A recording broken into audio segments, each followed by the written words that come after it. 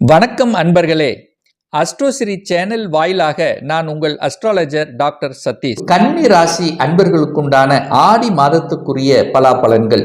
இந்த ஆடி மாதத்தில் உங்க ராசி அதிபதியாக இருக்கக்கூடிய புதன் பகவான் இந்த மாதத்தினுடைய தொடக்கத்திலே 11ஆம் இடமான லாபஸ்தானத்தில் இருப்பது நன்மை. அது பகை ஸ்தானத்தில் உட்கார்ந்திருக்கார். சரி, அதே ஆடி 3ஆம் தேதி என்று உங்களுடைய ராசிநாதன் 12ஆம் இடத்துக்கு வந்து மறைகிறார். அப்போ புதன் 12இல் வந்து மறைகிறாரே அப்படின்னா அங்க சிம்மமனை புதனுக்கு உகந்த வீடு, அதிநட்புள்ள வீடு. அதனால உங்களுக்கு கெடுக்க போவது கிடையாது. அதே சமயத்தில் உங்க ராசியை குரு பார்த்து புனிதப்படுத்துகிறார்.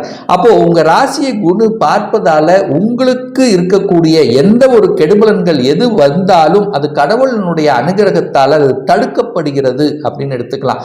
அப்ப என்ன நடக்க போகுது? சில விரயங்கள் ஏற்படுத்தாலும், சில வகையான ஒரு மனக்குழப்பங்கள் கொடுத்தாலும் பிரார்த்தனையின் மூலமாக சரி செய்யப்படும். பெரிய மனிதர்களினுடைய ஆதரவு உங்களுக்கு கிடைக்கும். கடவுளுடைய எத்தனை பிரார்த்தனை வைத்திருக்கிறீர்களவா, அது எல்லாமே உங்களுக்கு பலிதமாகக்கூடிய தன்மை. கேது அங்க உட்கார்ந்திருக்கார், ஞானக்காரகன் அங்கு உட்கார்ந்திருக்கார். சில தடைகளை கொடுத்தாலும் அது எதற்கு என்ன அப்படிங்கிறதை உங்களுக்கு உணர்த்தக்கூடிய தன்மையில தான் இருக்கிறதே ஒழிய பெரிய பாதிப்புகளை இந்த கன்னிராசி என்பர்கள் ஏற்படுத்த போவதில்லை. 2ஆம் அதிபதியாக இருக்கக்கூடிய சுக்கிரன் 11ஆம் இடமான லாபஸ்தானத்தில் உட்கார்ந்திருக்கார். அங்க பகை வீட்டில் உட்கார்ந்திருக்கார். யாரோட சேர்ந்திருக்கார்? சூரியனோட சேர்ந்திருக்கார், விரையாதிபதியோட சேர்ந்திருக்கார் அல்லவா? அப்ப பணம் விரயமாகிறது அப்படின்னு அர்த்தம். அப்ப என்ன பண்ணிக்கலாம்? சுப செலவுகளை செய்து கொள்ளலாம். வீட்டுக்கு தேவையான பொருள்கள், எலக்ட்ரானிக்ஸ் பொருள்கள் வாங்கி மகிழக்கூடிய தன்மை, அல்லது குடும்பத்துக்காக சுப செலவுகள் செய்யக்கூடிய, சுப காரியங்கள் செய்யக்கூடிய தன்மைகள் இந்த மாதம் உங்களுக்கு இருக்க போதுன்னு சொல்லலாம். 3ஆம் இடத்தை, அதாவது உங்களுடைய முயற்சி ஸ்தானம், தைரிய வீரிய ஸ்தானத்தை சனி பகவான் பார்த்து கெடுத்து கொண்டிருந்தல்லவா?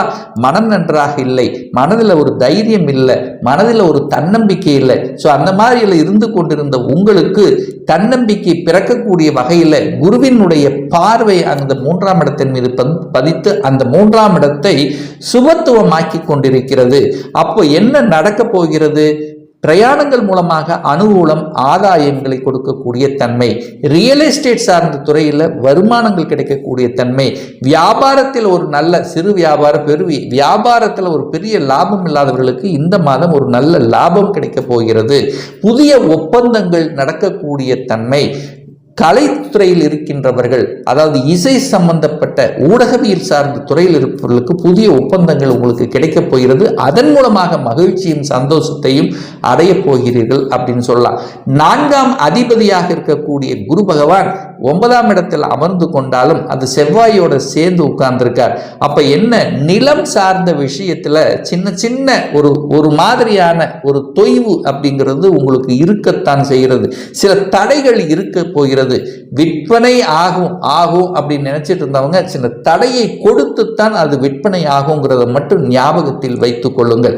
ஆனா விற்பனை ஆயிரும். ஆனா என்ன ஆகும்? முதலில் ஒரு தடை கொடுக்கும், ஒரு மாதிரியான தன்மையை உருவாக்கும். என்னடா விற்பனை ஆக மாட்டேங்குதே, விற்பனை ஆகும்னு நினைச்சனே நடக்க மாட்டேங்குதே, தாயினுடைய உடல்நலத்தில் சில தொந்தரவு வருகிறதே, எப்பதான் சரியாகும் அப்படின்னா ட்ரீட்மெண்ட் மூலமாக சரியாகும் அப்படிங்கிறத அமைப்பு. பயப்பட வேண்டிய அவசியம் இல்லை. 5ஆம் இடத்தை குரு பார்க்கிறது. 5ஆம் இடம் என்பது பூர்வ புண்ணிய ஸ்தானம், பஞ்சமஸ்தானம் அல்லவா? அந்த இடத்தை குரு பார்ப்பது உங்களுக்கு அனைத்து விதத்திலும் மேன்மையை தரக்கூடியது. திடீர் அதிர்ஷ்டத்தை கொடுக்கக்கூடிய அமைப்பு. எதிலெல்லாம் அதிர்ஷ்டம் கிடைக்காமல் தடைப்பட்டு கொண்டிருந்ததோ இப்போ திடீர் அதிர்ஷ்டம் கிடைக்கும். பதவியை குறிக்கக்கூடிய இடம், திடீர் பதவி உங்களுக்கு கிடைக்கக்கூடிய தன்மை, திடீர் இடமாற்றம் செல்லக்கூடிய தன்மை, குழந்தைகள் உங்களை புரிந்து கொள்ளாத குழந்தைகள் உங்களை புரிந்து கொள்ளக்கூடிய தன்மை, குழந்தைகளால உங்களுக்கு நல்லவைகள் நடக்கக்கூடிய தன்மை, அல்லது குழந்தைகளுடைய படிப்பு சார்ந்த விஷயங்கள், அல்லது குழந்தைகள் வெளிநாட்டுக்கு செல்லக்கூடிய யோகங்கள், தன்னுடைய வீட்டை விட்டு வெளியில போய் தங்கி படிக்கக்கூடிய வாய்ப்புகள், குழந்தைகள் ஆசைப்பட்ட கல்வியை படிக்கக்கூடிய வாய்ப்புகள், சந்தர்ப்பங்கள் இந்த காலகட்டம் அவங்களுக்கு சிறப்பாக இருக்குன்னு சொல்லலாம். 6ஆம் இடத்தில் சனி பகவான் உட்கார்ந்திருக்கார். ஒரு பாவகிரகம் இருக்கிறது நல்லது. ஆனா என்ன ஞாபகத்தில் வச்சுக்கணும்னா, கடன் விஷயத்துல கொஞ்சம் கவனம், எச்சரிக்கையோடு இருக்கணும். கடன் அப்படின்னாலே தன்னுடைய கெப்பாசிட்டிக்கு மேல போகக்கூடாது அப்படிங்கறத ஞாபகம் வச்சுங்க. சனி இருக்கிறதுனால என்ன, சின்ன உடலில் இயக்க குறைபாடுகள் ஏதாவது ஒண்ணு நொய்ங்கிற மாதிரி, அது குறிப்பா கால் சார்ந்த விஷயங்கள், மூட்டு வலி சார்ந்த விஷயங்கள் வருவதற்கான வாய்ப்புகள் இருக்கு.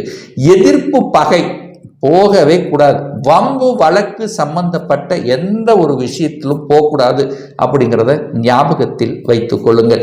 7ஆம் இடத்தில் ராகு உட்கார்ந்திருக்கார். சர்ப்ப கிரகம் என்று சொல்லக்கூடிய ராகு திருமணஸ்தானத்தில் உட்கார்ந்திருக்கார். 7ஆம் இடம் என்பது திருமணம், கணவன் மனைவியை குறிக்கக்கூடிய இடம் அல்லவா?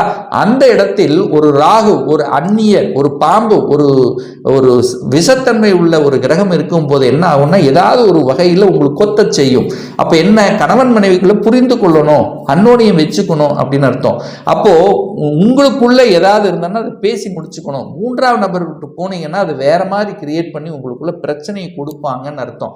அப்போ என்ன அர்த்தம், ராகு அங்க இருக்கார், ஒரு சர்ப்ப கிரகம் இருக்கார். அப்ப என்ன, 2 பேர்த்துக்குள்ள ஒரு முடிவு எடுத்துக்கொள்வது சிறப்பு. கணவன் மனைவி சார்ந்த விஷயம், கூட்டாளிகள் சார்ந்த விஷயங்கள், பங்குதாரர் சார்ந்த விஷயத்தில் கணக்கு வழக்குகளில் கரெக்டாக இருக்கணும் அப்படிங்கிறத ஞாபகத்தில் வச்சுக்கோங்க. நண்பர்கள் விஷயத்திலும் கரெக்டாக இருக்கணும். அதாவது தான் யாரை மீட் பண்ணுகிறீர்களோ தனக்கு ஆப்போசிட் இருக்கக்கூடிய விஷயத்தில் கவனமாக இருக்கணும்.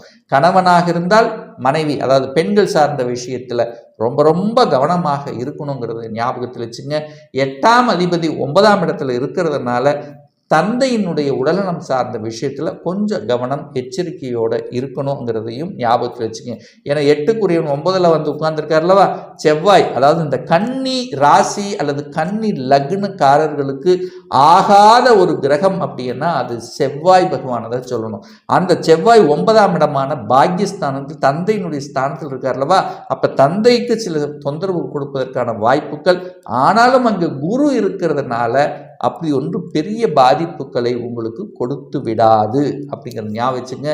இதுவரைக்கு கன்னிராசி என்பவர்களுக்கு குரு 8ஆம் இடத்திலிருந்து அட்டமஸ்தானத்திலிருந்து திருமண வாய்ப்புகளை தட்டி பறித்து கொண்டே இருந்தார் அல்லவா, அப்போ இப்போ திருமணம் சார்ந்த சுப காரியங்களும் நடக்கக்கூடிய தன்மை. 7க்குரியவன் 9ஆம் இடத்துல தனக்கு 3ஆம் இடத்துல இருக்கிறதுனால திருமணம் ஆகி டிவோர்ஸ் ஆகி விவாகரத்தாகி இன்னொரு திருமணம் செய்யணும் அப்படிங்கிற எண்ணத்தில் இருக்கக்கூடிய கன்னிராசி என்பவர்களுக்கு அந்த 2ஆம் திருமணத்துக்கான வாய்ப்புகளையும் சந்தர்ப்பங்களையும் இந்த காலகட்டம் ஈடேறும் அப்படிங்கிறது ஞாபகம் வச்சுக்கோங்க. 10க்குரியவன் தனக்கு 3ஆம் இடத்துல இருக்கிறதுனால வெளியில போகணும், அதாவது என்னன்னா தொழிலுக்காக வேலைக்காக வெளியில செல்லக்கூடிய நிர்பந்தங்கள் ஒரு சிலருக்கு இருக்கும். நிறைய டிராவலிங் செய்யக்கூடிய வாய்ப்புகள், தன்னுடைய அறிவையும் புத்தியும் வச்சு செய்யக்கூடிய அனைத்து விதமான தொழில்கள் மூலமாக நல்லவைகள் நடக்கக்கூடிய தன்மை. அதுவும் குறிப்பாக இந்த கன்னிராசி என்பவர்களுக்கு ஒரு ஆகாத ஒரு கிரகம் செவ்வாய். அப்போ யாருக்கெல்லாம் செவ்வாய் திசை செவ்வாய் புத்தி நடந்து கொண்டிருக்கிறதோ கொஞ்சம் கவனம் எச்சரிக்கையோடு இருக்கணும்.